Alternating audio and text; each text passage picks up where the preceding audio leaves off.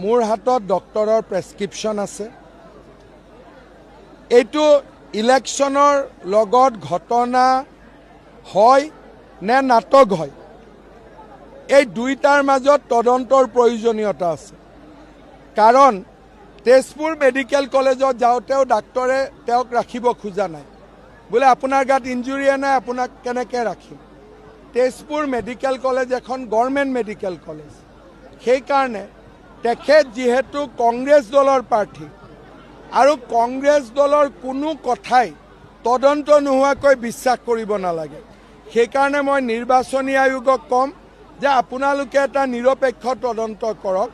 কাৰণ পদ্ম হাজৰিকা ডাঙৰীয়াই ভাবে যে এইটো এটা ষড়যন্ত্ৰ।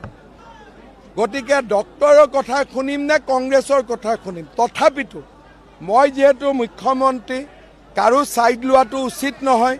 সেইকাৰণে মই নিৰ্বাচনী আয়োগক ক'ম যে আপোনালোকে এটা নিৰপেক্ষ তদন্ত দিয়ক, আমাৰ কোনো আপত্তি নাই। পদ্ম হাজৰিকা ডাঙৰীয়াই ভাবে যে এইটো এটা ষড়যন্ত্ৰ।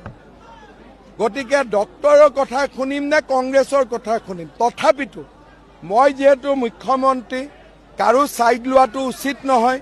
সেইকাৰণে মই নিৰ্বাচনী আয়োগক ক'ম যে আপোনালোকে এটা নিৰপেক্ষ তদন্ত দিয়ক, আমাৰ কোনো আপত্তি নাই।